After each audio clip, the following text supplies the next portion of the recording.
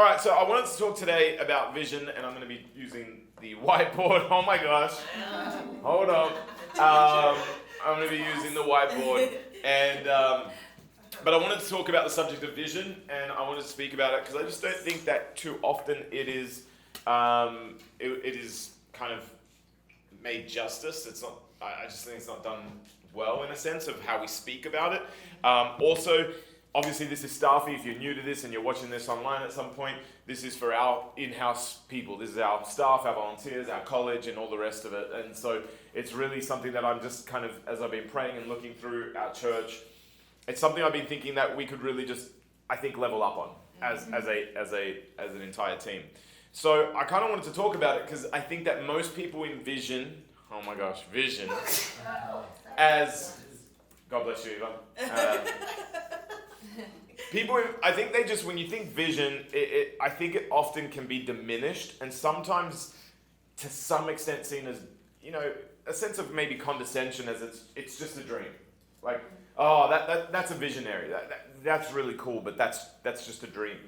And I think that vision goes a lot further than that. And I think that if all we ever think is vision is a vision statement that you write, and therefore that's it. Like if you've done it because your executive consultant asked you for a vision statement and then asked you for a mission statement and you've done it, awesome, and it lives in the back box of a website or wherever, that's one of the things that people usually think. Or vision is nothing but the dream, or vision is what you communicate once to your team leads or your department heads, right? And then once you communicate it, it's like done and dusted. Yeah. It's kind of like the analogy I gave yesterday during preaching is imagine if when you get married, honey, I love you. And then 15 years passes and she's like, you don't really say it. And you're like, well, babe, kind of said it at the altar. I mean, you know what I mean?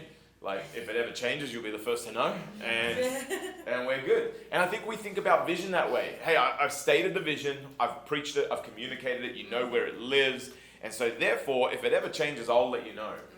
But that's not really what I think vision is. And what I kind of wanted to teach us today and challenge us all here at People Church is how do we bring vision with dimension?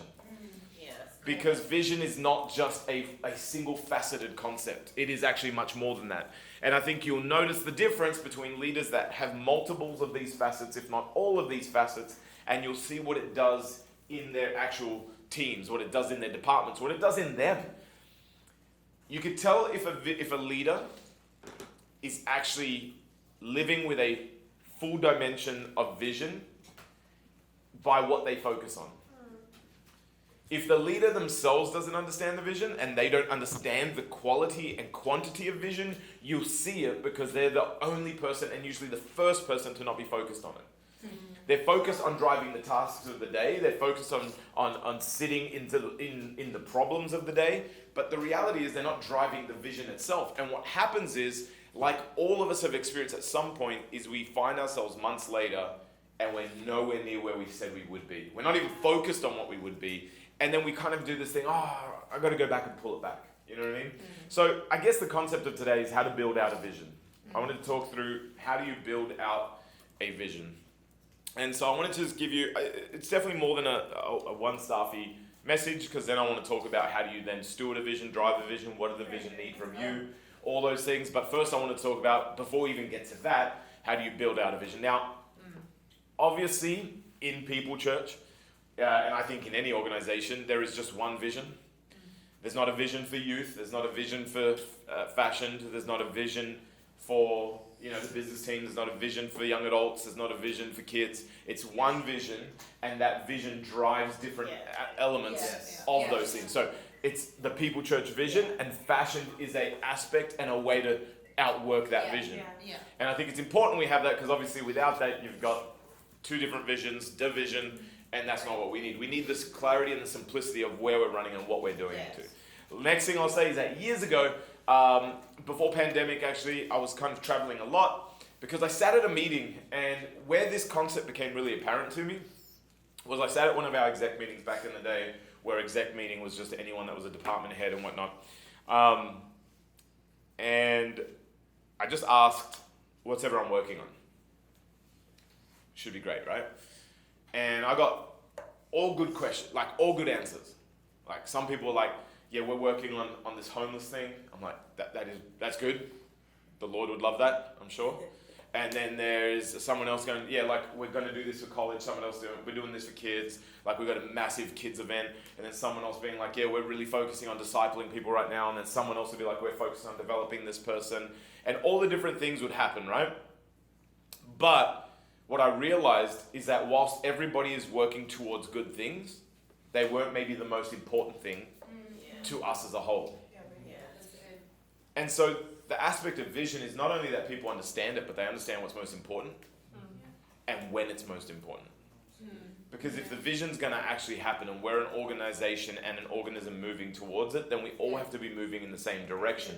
Not always addressing the same portion, but the same direction so that you build momentum. So it is kind of one of the things that made me realize, actually, we're not really great at showing people what the vision is, and we've not communicated it enough. So how do we build out a vision? How do you as a leader take the People Church vision and build it out in what you lead? Build it out in everything from your small group to an engineering team to fashion and to, campuses across the world. So, okay, let's imagine that right now, if all you have is a vision statement, you've just got like a line. It's like, let's actually move this line down. But let's just imagine it's a line, right? It's just very two-dimensional, nothing much going on, right? The goal is that we want to build this with some dimension. So let's challenge ourselves to think of vision to be a little bit more like this. My drawing skills are off.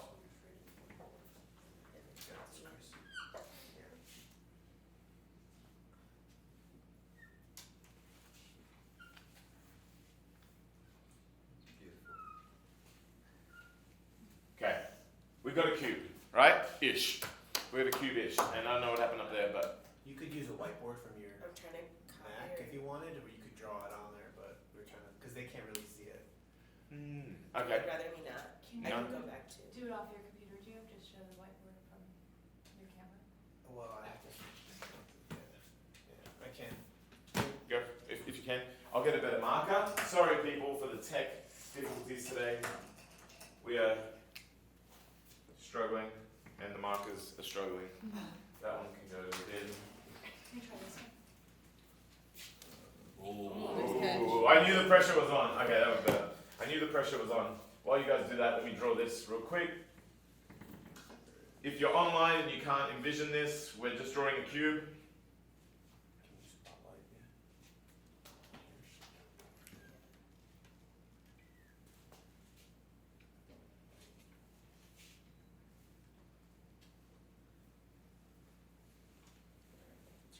Okay, are we ready?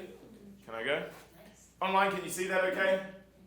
Thumbs up from everyone? Yeah, we got people seeing it. Okay, so this is when I'm thinking of and I'm challenging myself, am I building out this vision properly? And I want you to think about this when you're thinking about the department that you lead and all the rest of it. Great angles of myself, I love it. You look great. You're looking good today. So, this is what I want you to think, okay? First of all, what we need is this, macro. Macro, the big picture. I think every vision starts here. Every vision starts with the ultimate big picture. It's where you're coloring really wide, really expansive. It's as simple as youth is going to be a place where, it's as simple as this. One day I see 10,000 youth in a building, praising God, worshiping Him. Awesome. But that's not enough, right? The broad strokes of your vision is inspiring to some, but at the end of the day, you're never going to get everybody on the same page because it's too broad. People don't understand what that page even looks like. So obviously that means that we've got to then start working on it with something further. But it's not just a visual of what could be, it's also an emotion. When was the last time that we actually consistently brought and even brought emotion to the fact that we build vision? Like, have you spoken about what people will feel, what your team will feel, what the new person will feel, what the consumer will feel? Like, all the different aspects, because feels challenge us, because feels can be created. Like, it's what we talk about a lot, right? Like, oh man, this is a vibe. Oh wow, this is a vibe. Like, can we just do a vibe check? Like, vibes are emotions, but they can be they start with The way that you paint the room, the size of the room, the way that people experience it when they first come in. What does that look like? At the end of the day, if your vision has only been a destination, a goal, or a number, you're never going to get people there. Because not everybody sees it that way. Yeah. So people can't just see the vision, they've got to feel the vision. Yeah. Which is one of our biggest challenges when we first started the church. Because when we started the church, people hadn't seen a church like ours in Chicago. The Midwest, if you don't know this, and this is where our massive challenge was, is that the Midwest is hugely home to traditional church. Yes. Right? Catholic and huge, that's what it is. The South, 87% of America's fastest growing churches, most influential and largest, are all in the south of our country. The next greatest concentration is in the West Coast, followed then by a small bit in the East Coast, and then the smallest being in the Midwest. So here we are, we started church, and I'm like, we're going to have people, and it's going to be a bit irreligious, and we're going to be all over the world, and there's going to be campuses, and people have never seen an expression of that. So then when I'm trying to build a youth ministry, I'm saying to Jake and Lauren, I'm like, guys, like, this is what youth is going to look like, and I just kept watching Jake's face, and he was cringing. I'm like, why are you cringing? Like, I'm pretty confident that the youth that we're thinking is going to be awesome, because we had an awesome youth in Australia, and I've seen an awesome youth before, and it's going to be great, but he's cringing. And a week later, he comes to me and he confesses, he goes, man, I don't know if I could do this, because I was like, why? He goes, because I just remember my youth pastor being way out of date, like he was way old, came in with a bandana and did a rap for us, and I just don't want to be that guy. So what did Jake do? Jake had a vision already and an emotion attached to it, and it overrid what I was trying to communicate. So when we were here, we didn't have this quantity called transference of trust, and we didn't have previous experience. So no one could sit in our church. Rachel and Joe, they came from a church that was like stained glass windows, like it was totally different to what ours looked like. So here I am saying, we're going to go, we're going to do, and everyone's looking at you with a bit of like, hey, I love your enthusiasm, but I don't understand what you're saying. So whenever we got an opportunity, the reason I took Gio to Australia was because if I know that you're going to be a key leader in our church, I need you to see what we're building, and I need you to feel what we're building.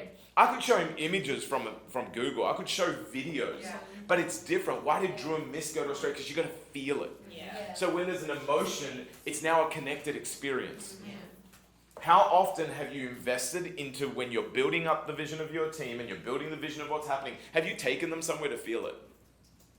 Have you thought, and do you constantly think of ways to build out your vision in a way that people can not just see it from a big picture, but they can actually feel it? They can feel it. The next one, I'm going to put on this axis over here, and it's purpose. It's great to have a vision, right? And it's great to have emotion with it. It's great to have inspiring big picture. But without purpose, people won't give at a high cost. Right. Vision won't be accomplished without purpose. It's got to have a purpose. It's got to have a reason that it exists that is greater than just that looks good and it feels good. What is the purpose that you're communicating in every vision statement? Because otherwise what you're doing is it's good marketing, but it's not something that is actually really taking place, right? So there's got to be a purpose. It's when we attach the fact that, hey, we're not trying to reinvent the wheel at People Church, but it's bringing people to Jesus and Jesus to people. Like right there, that statement says a lot. Notice that statement doesn't say that we're going to have thousands. It doesn't say that we're going to have the shiniest building or incredible amounts of funds. It actually starts with a purpose. Hey, we know why we're here. And this is what we're going to do. It starts there, and then we go into, and it's going to happen around the world, and it's going to happen in dark places that people haven't experienced before. We're going to influence society. So we start to paint a picture, but it starts with purpose. If your vision is simply recommunicating what your leader asked you to achieve, and you don't know why you've been asked to achieve it, you don't have a vision. You have a task. Wow. That's good. So when you're building out a vision, it can't just be, we're going here. Yes. And I hope that at every stage that we kind of put something on an axis here, you realize, man, I might just be the person that just dreams of people. Like I say things like, can you imagine when college has 2,000 in it? Wow.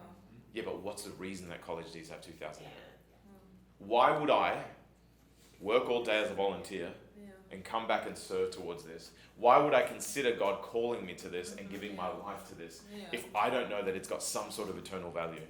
It's got to have a purpose. You know, people, they'll join a vision, but they'll give their life for a purpose. Yeah. So it's got to have purpose. The next thing it's got to have is, I think it's got to have the micro.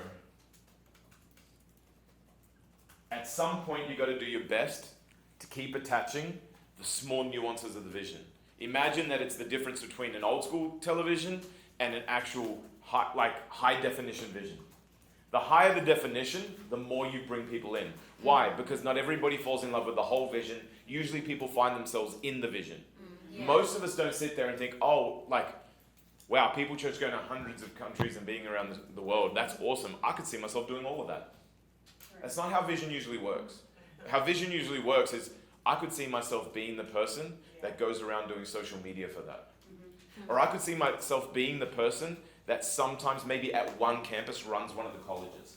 I could see people have very specific callings, and so when you give actual, real detailed vision, people can find themselves in the vision instead of being lost in the vision. Yeah. Wherever possible, keep breathing the detail. Because the big picture is where we all start, but the big picture does get old and it lacks inspiration when it doesn't start to get skin. So when was the last time you actually got more detailed, brought new details to the vision? Because if all it is just, one day we're going to be massive, that's cool, but it's not enough. Right. People won't run for that. People won't find themselves in that. So it needs to be macro. It needs to be micro. It also needs inspiration. Good. It needs to be built on inspiration, and it needs to be fueled by inspiration. You have to keep going and searching the God elements of what we do here. Why did God ask you to be a grow group leader? Inspiration for me is when I start to breathe in sync with God. So I exhale what He wants me to exhale, and I inhale what He wants me to inhale. I inhale things in my moments with God, and I exhale them in the moments that I lead. It is prayer time that writes my messages more than anything. It is being fueled with the word, but as I'm getting inspired by God, that's when things start to happen. And all of a sudden, I feel like a moment of inspiration will charge and be relevant to people in such a way that changes the activity in our church. It changes the activity in our teams. So it needs inspiration, and it has to inspire. Have you learned how to inspire vision in people? You got to learn how to communicate it to the different types of people that are in front of you. It's not going to the person that feels like they're there to bring structure, they're not inspired by me saying how big it's going to get. What they are inspired about is me going, hey, I understand that when this thing gets big, and the only way we're going to get big is if somebody structures it. And I'm passionate about building a structure that this thing can rest on. Yeah. That person now gets activated. Yeah. So how do you inspire people, and how do you stay inspired? Inspired as well is not just the quality of being passionate. Inspired is the ability that you don't grow old with the vision, and you keep telling it as if it's the first time you've ever heard it before. Inspiration is crucial to building out a vision, and I think it's also got to be a heaven-driven, a God-driven inspiration. Make sure that you're not just retelling as well somebody else's inspiration, but have you grabbed inspiration? If Courtney only drives this college out of what I've told her, it's going to be evident because she's not inspired.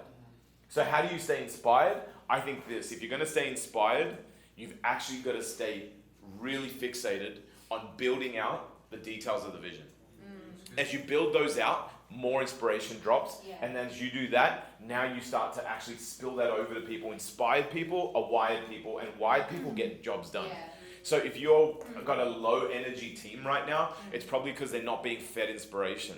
And if all you're doing is hoping for them to be inspired, well then here's the thing: you don't understand what we're going to speak about, which is your role in the vision. Because what we think is that we communicate a vision, then we get day to day. No, if you're at your seat right now and you want to lead something, your job is vision. It's not a small job, and it's not a lazy job. Too many leaders think it's lazy. And so they think, oh, well, my job's not really a vision job. I'm going to tell you right now, her job is not a business manager because I want her to sit there and reconcile accounts. Her job is a vision job. She needs to now get people to reconcile accounts. But if they don't understand the vision, we're never going to get to where we're going to go. As a leader, I think there's just little spoken about vision, and it's underplayed because it's seen ethereal, it's seen easy, and it's seen as lazy. Wow. But no one has ever been able to run for something they can't see. And if you're at the top, why are you there? Because you're the chief at seeing it. And if you can't see it and you're not telling what you see, people usually get tired. Mm-hmm. Yeah. Imagine you're in a desert oasis and your job is to find water.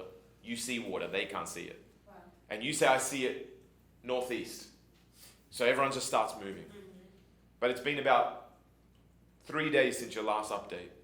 And you start to watch the people slow down. Because they can't see. Yeah. They only know that you see. And it's not until you see enough. Usually our job with vision is to actually be able to see from a distance what some people will only see as we get close. Wow. Yeah. So more people see People Church where it's going now, but they didn't see it when we started. Yeah. That was me and Audrey's job to see. Yeah. We had to see it from a distance and get us close enough that people might be able to see it and start running for it. Yeah. So if you are the only person responsible for vision in your team, in your grow group, if you're the grow group leader, if you're the car park lead, if you just started a company, if you run an age group, and all your meetings consist of, where are my numbers and where's this at, I promise you that eventually all you talk about is work, people get tired of work. Yeah. Yeah.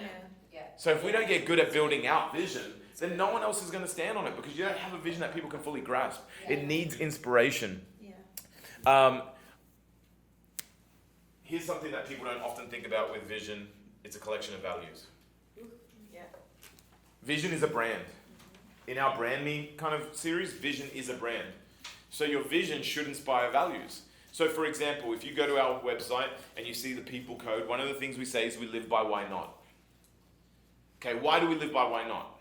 Well, Odds and I sat there and we saw this vision of a church that is going to go multiple places, push into spaces that the church typically hasn't been found in. We are just Audrey and Chris. We don't have resource. We are in a city that is known to be difficult with people that have never built before. Okay, so what kind of values are we going to need in order to get there? Values being, how does People Church, how do Chris and Audrey, how do our team leaders, and how does our congregation think, act, and feel when it comes to certain things? Yeah. Okay, so one of our values around we live by why not was we realized that our dream was stupid. And we realized that if you're a visionary and you've ever sat in a meeting, most people can't stay at a vision portion. They always need to cross over to solution, which is fine. Some people, that's what they're made for. They've got to learn now how to participate in vision building moments. But usually what happens is the vision gets cancelled because the solution doesn't seem doable. It doesn't seem at hand. It doesn't seem tangible. It doesn't seem like it's something that is simple to do. So what do? We usually kill most vision because we choose to believe that where we can be is completely affected by where we stand. Wow. I don't have the resource now, so I won't dream about that because there's no way I could do that now. Yeah. But vision challenges us to readdress our now and find a means to get there. Wow. And so our values when we were building this church and we said we better put a value to this because what we're going for is too big, too stupid, and doesn't make sense.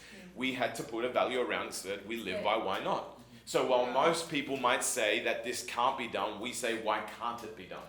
Yeah. No, it's not going to happen. Well, we say why not? Why not us? Yeah. Why not in this city?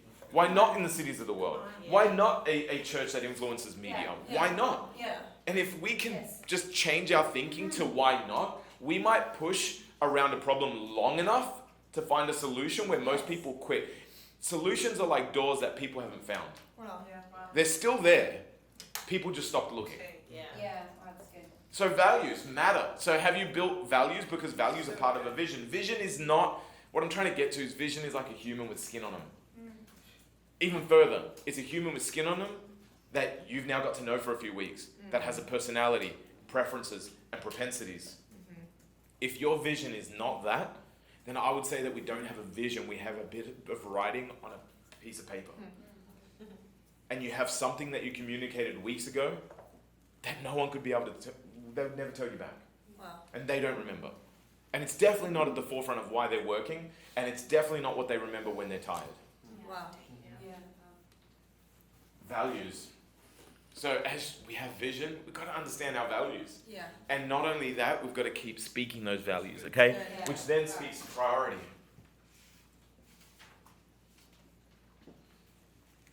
You know, if we're going to be if we're going to be known for the greenest grass, then it's not a priority to me to maybe think about, I don't know, whether there's balloons in our stockpile or whether people know us for the great food we like cook. Priorities are part of a vision, because a vision is kind of detailing this is what we're running for and this is what matters. And what matters then changes priorities. Where does this kick in a leadership sense? I can tell when someone isn't leading with vision because they lead with standards, not situational awareness. Yeah, it's so good.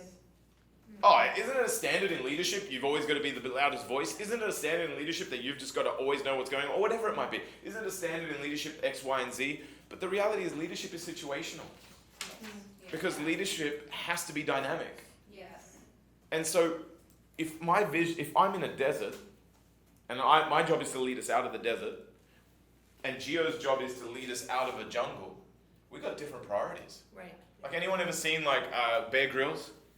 He's fantastic because when he's out and depending the environment that he's in, it changes what he actually wants, what he's looking for. So when he's in a cold place, the first thing he does is this. When he's in a dry place, the first thing he does is this. When he's all sorts of things. I think what we do often is we just go into a vision, and again, I honestly believe that the majority of us live here. Yeah. Some of us cross over to purpose and inspiration, but emotion, micro, priority, values, like I rarely see that in any meeting, in any visionary. Often it's just not even put there in the summary of definition of being a visionary. So priorities matter because priorities are about where you go. Standards. If the vision is going to be accomplished, defined, lines have to be held. I always love the song, Kanye, everything I am, everything I'm not makes me everything I am. Standards. Standards matter. What are we going to hold to? What do we do? Everything we are, this is what we're going to be. We might not be a lot of things, but this is what we are. How do you hold standards? It's not what you practice, but it's not what you preach, but what you permit. Yeah. Can I just say, as an organization, I want to challenge this because we have not been great at this. Every time you sit in a meeting too afraid to ruffle feathers because you don't want to hold a standard is every single day that you've diverted from the vision. Yes. You've diluted the vision. Same.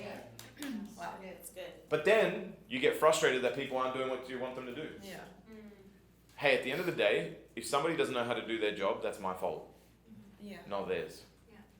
I'm the one with expectations. Why? Because who holds the vision? Right. Right. So if I hold the vision, I've got the outline of what I need you to be. Yeah. Yeah. And if I'm not clearly communicating what I need you to be, not only that, expecting you to do it and then teaching you to the gap, Yeah. then the vision isn't being accomplished because I'm not holding a standard. Yeah. It's kind of like this. If I've got the vision for us to be a volunteer-driven church, but I never encourage volunteers, I never hope for volunteers, and I never try and onboard volunteers. So some of us have a vision that our team is supposed to be, passionate, but when was the last time you held a standard of passion? When was the last time we went down the front row of church and said, hey, you're kind of just going through the motions. How do you stay fresh? Oh, but that's not, you can't always dictate that. Well, no, it's one of the things of being a leader. I can't come into church and not be passionate, Yeah. right? Right. What if I came to church and I was just sat through worship and I was like, get up, I do my guys. Yeah. Yeah. I don't have that luxury Yeah. Yeah. because there's a price of admission, which is a standard. Yeah. Hey, if you're going to lead at this level, Right. this is the price of admission. Yeah. It's good. This is what it looks like. Hold standards. Because standards but hold them with values and purpose. Now you've got standards with why. But I think vision needs standards. Vision needs goals. It's great that you've got the big picture, but the big picture is often like the age-old kind of story of a lion tamer coming into a lion, into a ring full of lions, and he's got the chair upside down, and never gets attacked. Well, not never, but if you go to YouTube, I'm sure you'll see someone get attacked, but for the most part, they don't get attacked. Why? Because there's multiple focal points. And apparently a lion needs a focal point to attack, and they get overwhelmed. I think we overwhelm people when all we do is talk the big picture, Yeah. Yeah. without even some goals. Yes. Yeah. Sometimes you might not have the luxury of the detail yet, because that kind of is the last thing I would say to mature as you build out a vision. But I will say that goals help people, because they're like, man, this is big and I don't know what to do, but I'm excited. And it's like, well, what do we do? Okay, first things first, I need you to go find a printer. Because that might not be something that seems really amazing, but you know what? When we first started the church, that was one of the first things we needed, was a printer. Why? because we were going to do a vision day, and we were going to do it. We did it at this coffee shop called, I think it was Brew or something, whatever it was, over in like Filter, where we first met. We were at Filters, and we were there, and we were like, what we'll do is we'll put our logo on inspiring photos of the city, and we're going to get t-shirts, and we're going to put some vision statements out there, and we're going to try to help the people see it. So back in those days, the greatest next step for us was just a printer. But I'll tell you what, for the people that were excited because they saw the big picture, it was something to move on. Yeah. Hey, we're going to launch. That's our next thing. I don't know what's beyond that. I don't know what's happening in year 10, but I do know this, we're going to launch. And so everything's going towards launch. How good are you at giving people the next steps? Next thing is dates.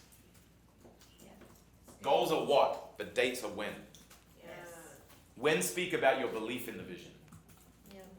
When take it from something that is nothing but hot air to saying by this date, this is what's going to happen.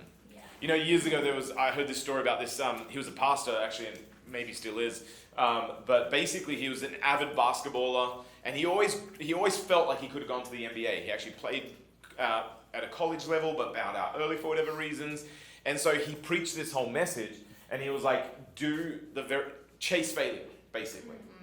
So he was like, I'm going to chase failure, church, and I'm going to see if I can actually make it to an NBA team. Well, by chasing failure, what ended up happening, and his whole premise for the experiment was this: you'll get further at aiming somewhere specific with dates than you will if you don't aim at all. Right. A dream without dates and goals is just that, just a dream. So he ends up getting to the point where he ends up trying out with the Spurs, and then he makes it all the way through to the last final bit, which was a fitness test. He failed. But as he looked back at it, he's like, months ago, I was a pastor in my congregation, preaching a message. Months later, I actually had a tryout with the Spurs. Wow. Like with the San Antonio Spurs. I actually tried out with an NBA team. And his whole thing was this: he got so much further chasing failure with dates and goals than he ever would just playing it safe. Yeah, that's good. So a vision needs goals, but it also needs dates.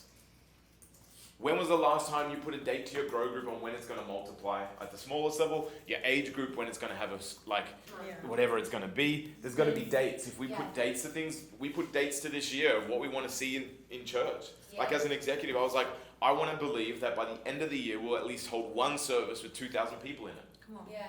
And you know what the date does? The date starts a time clock. Yeah. And the time clock helps even the procrastinator. Yes. Because now you've got to come up with something. Yeah. You just got to try something. Yeah. Just try something. Yes. And when you try something, you often get surprised. So we chased what could have been our biggest failure, but Easter Sunday we had just shy of 1,500 people over Easter. Yeah. So we're close. Yeah. In the first quarter of the year, close to hitting our goal. We never would have got there before. And it wasn't just that it was Easter. There was a strategic lining of events leading up to it. And we're throwing everything at it. And then after Easter, I was inspired by how close we got. So Gio and I got back in a room who's over-experienced, and we started dreaming. We're like, okay, what if we put this here and that there, and if we do this feeder event with this main event, and then a hook, and then a feeder, and then a main and a hook, let's just go for it. Let's do what we can. And Shannon, find us some money. We got to make this happen. We're going to go for it. And at the end of the day, hey, lo and behold, we're going to keep moving. But I know this: we'll get closer to 2,000 than we ever would have. If we, by setting dates and goals, because every vision needs it. Yes. It's the part that got the I think what do you call it? Puts legs on it. Okay, as the visionary, every vision always needs to know what every vision needs next. Not just what do you do right now, but just next. Not a goal, but just next. Next sometimes isn't your goal. It's just your next biggest thing that you're focused on. So for example, if the vision is my house, I know that my first thing is next is getting land. Next is building foundations. Next is getting permits before that. Next is building framework. Next is going to an architect. I don't know, but there's always next. And next is a little different than goals, because I think goals get derived out of next. Without next, I should have done next first, but without next, you don't often have goals. So do you know what's next for your vision? Do you know what's next for the vision as it comes to your team? By the way, there's a reason that we start with a macro, because the macro lays the foundation for all these things to start running off. If you don't have this line, none of these other lines can run off of them. Yeah. So I want you to think today as we do this exercise, I want you to start drawing lines and grade yourself out of 10. Wow. Out of 10, how well do I do emotion? Wow. How well do I do purpose? Maybe it's a 3. How well do I do big picture? Man, that's all I do. It's like I'm going to give myself an 11 out of 10. Man, how good do I do standards? You know what? I've been so busy trying to do the work that I haven't even held a standard. I'm a 1. How good do I do priority? My people and I don't even know what's most important in our vision, so I'm going to give myself a 4. Like, you know what I mean? I want you to grade yourself and ask yourself, how well do you build it? And the greatest test of how you build it is ask the people that are in your team what they think about all these things. Yeah. Yeah, it's good. Because honestly, my biggest challenge this year was I asked at our intern hour who's done a development session. And no one raised their hands, except for the front row, the people that I lead. And I was challenged by that. I had to challenge them by that, but I also had to challenge myself by that. Because I thought I said it enough, but obviously I didn't. And just a throwaway line that coincides with vision, and for all of us today, is leadership. My greatest lesson is this. When you're sick of saying it, they're just starting to get it. When you're when you think you're a broken record and they're bored, it's just starting to sink in. Often we don't do it, and that was my learning experience. I didn't do enough. So when I actually did that little tester of who's done a development session, instead of thinking, because I thought I was killing it. I've done them with Gio, I've done them with people, I've explained, I've drawn them in the whiteboard when we were in the bunker at WeWork. So I was like, man, I've thoroughly taught this. And everyone's like, well, I didn't know. There was all varying degrees of things. Like, well, I didn't know you really wanted us to do it that way. I didn't really understand it was a method. I didn't understand how often we're supposed to do them. I do them, I just don't name them that. But here's the thing, if you don't name it, the whole concept of truth runs off the concept of definition. Without definition, you can't have truth. And so if you don't name something, you can't have a standard. So if you don't have a standard, it's not often achieved. So that was my lesson this year on, hey, I've got to do more. Okay? Can't even see that emoji. All right. Last ones. What have I got here? What am I missing? I've got one. What have I done on my axes? The front on the top. And it is this. Detail. A little different than micro. I feel like detail, for me, in a vision, is not just the nuances of the influence, but I think it challenges me to be excessive with my words when telling the vision. I want to tell everything. So the hardest part of chopping down Growth Track was that I've tried to include every bit of it. And I want to detail it. I want to detail the fact that people were crying. And I want to detail it because I'm trying to paint a word picture. It actually coincides with why I'm actually terrible writer and I'm a better speaker. And the reason is that I write things the way I say them, but there's something different about the way that things are communicated verbally. Yeah. And so Audrey, I think she's a great writer. So I was like, it's like, how do I write better? And so I gave her a bit of my writing and she was like, what are you even saying? And I was like, huh? And she was like, you know what it is, babe? Like, you don't say enough. You've got to write more into it when it's written. And I was like, oh, okay. So I started doing that and actually did change my writing. I was like, oh, wow. Like, I've struggled with that since high school, since before that. And just that little picture. And I thought, you know what? That's where most of us struggle with vision. Yeah. Because vision is like writing. Not most people, people interpret it different. Mm-hmm. People, when it comes to vision, will only see what you're saying depending on where they stand. Yeah. But you don't know where they stand. You might know that they're in the room with you, but you don't know what kind of person you got in the room with you. Yeah. You don't know if they're standing between mountains of defeat, if they're cynical, critical, full of themselves.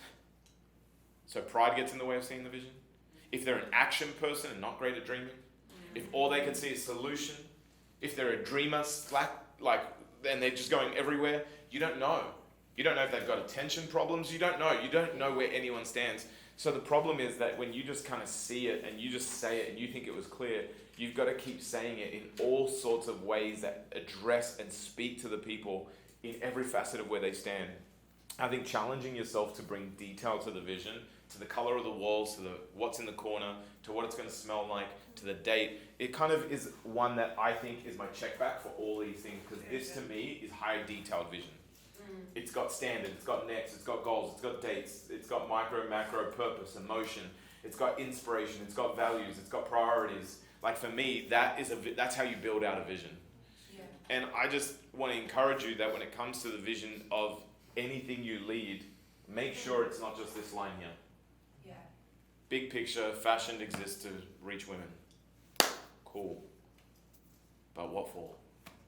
So, I think, we've got a couple more minutes and I'll just say this. Once we have this, there's now an art to how do you anchor a vision? What does the vision need you to be? What's the only thing that you can do that no one else can do? And I would say for most cases, you can hire someone for everything except this. Wow. You can't hire someone for this. I can't, you know what I mean? Like, as in, I put Shannon there for it. Let's say we got Jimmy there for the ministry thing, but I can't expect Jimmy to just kind of, I don't know, hire more people than television, because now you've got this game of telephone where it's just going to keep, it's just one person that's there to drive it, that's there to inspire it, to build it out and to execute it. And I just think as I look across our church in particular at the moment, what I see is that we're not the greatest at doing this. Building out and carrying vision in such a way that it changes even what we're working on. At some levels, I think we work on things that are more based out of what we think we can do. We're not challenging ourselves by where we need to be or what we need to look like. So just session 1 on building out a vision. Since we've got 5 minutes, I thought I'll ask any questions or points of clarification on this, anything that I could speak to on this subject for you as we talk about building out a vision. Maybe even what my experiences were, building it out at People Church, challenges with each step. How did I get good at the steps that weren't naturally me? And I didn't get good at all steps that weren't naturally me. So that's also another aspect, but yeah. Any thoughts, questions? I have a question. At what point? Sorry, Denzel, go first. No, you go first. I'm so sorry. No, I just needed clarification. So like this cube or like this vision, like, is it based off of like one individual person and the steps that they need to take, or is this more of like a team that it requires more than one people to carry out this vision? Is that like, how are you going about this cube? Yeah, so imagine that the cube is what we would usually just call the dream, right? That's just what the cube represents. The reason I made it a cube is because every time I've ever heard preaching or teaching on a vision, it's actually shown to me as a vision statement or as an image. Right. Yeah. But the cube is to exemplify something that is actually like what, I don't know, this is kind of got dimension to it, obviously, but something that's actually got dimension to it. Yeah. So that you understand that this thing has depth and volume and width to it, so that you actually we challenge ourselves to have a dream that is always going to be corporate in what it's made to do. It's corporately presented, and then obviously there's going to be people that then have to help you execute it, Denzel. But the idea is first, let's make sure that what people are running for and how we attract people has a very clear, in-depth way of being painted and brought to people, so that you get the right people on board, you get them on board quicker, and you aim them better, and they move faster. Yeah, okay, that's facts. Okay, cool, thank you. That's awesome. Eva? Yeah, my question is, at what point do you start bringing people into the vision? Like, as a leader, you're taking this away, you're dreaming it up. At what point do you bring people to collaborate? Do you know? I would imagine that not doing it is not an option. So what does that look like? I guess what has that been like for you, right? Even as you guys are dreaming up People Church, at what point? Yeah. Look, I think at first, this has to live in all denial. I can talk at least from a church setting. I think there are nuances when you go into maybe different companies and different verticals, but and maybe there isn't, to be honest. Like, I look at the people that have achieved the most, that are even on a company level, and I feel like this lived very sharp in them. And it's the same idea as there's a difference between owners. Well, I think there's a difference between being an owner and having ownership. There's a difference between being an owner and people being stakeholders. Yeah, yes. You want people to have stake and you want people to have ownership, but there only ever really is one owner. And there only really is, at the end of the day, there's going to be a leader of leaders. There's going to be the one that calls the shots. And so it's got to be something that you have, you dream. But the idea is this, that if God made leaders and God made other people to build the vision and build and come alongside, then the idea is that there's plenty of scope for people to come in and live and lead with what I would call, instead of entrepreneurship, intrapreneurship. Like the idea to take something forward from an internal perspective. It's the same mentality, but it's just not creating a new vision. And so I think that the vision has to be clear. Now you might get people to come in and drive and dream with you on how some of these things happen, but the truth is that the leadership and the dream has to come from one person. All right, guys, have a great week. We will see you Sunday.